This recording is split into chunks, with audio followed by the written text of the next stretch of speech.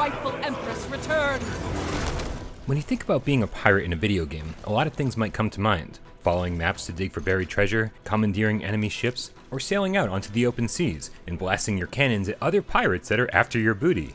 But if you're going to streamline the pirate's life for a VR arcade game and focus on high seas action over adventure, you'll end up with Survios' newest PlayStation VR game, Battlewake, an absolutely unforgettable experience with a few glaring faults. Round one whistles louder than ever!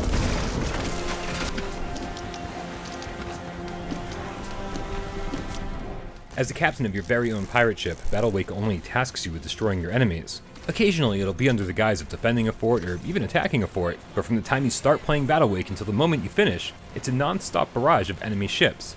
The good thing about that is that ship-to-ship combat feels great, and each of the 4 diverse captains has their own special attack and their own ultimate, and most of these come with some very cool graphical effects and animations.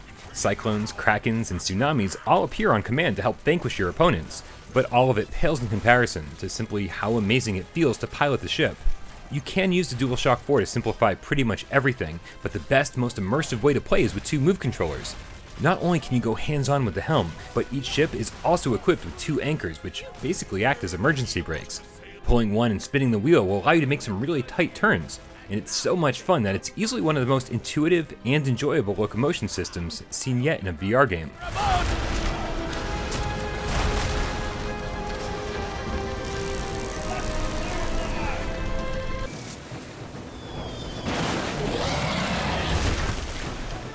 The downside that I kind of alluded to during the introduction, and the biggest hurdle anyone playing Battlewake has to overcome eventually, is the repetitive nature of the game. 3 different game modes attempt to spice things up a bit, but end up feeling surprisingly similar. There's a single-player or 2-player co-op campaign that features 5 missions per captain, and weaves in a fairly sparse narrative with voiceovers that do just enough to keep you interested.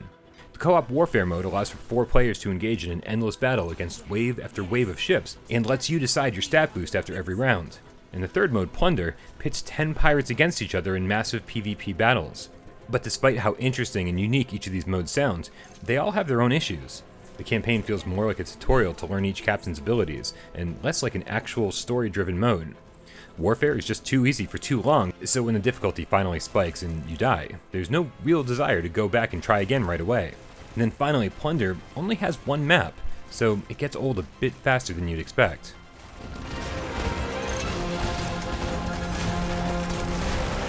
Surrender your strength to me!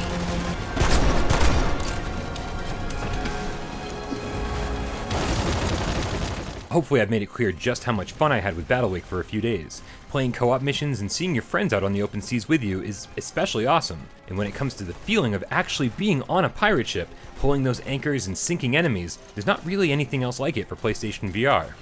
My real concern for Battlewake is simply its longevity.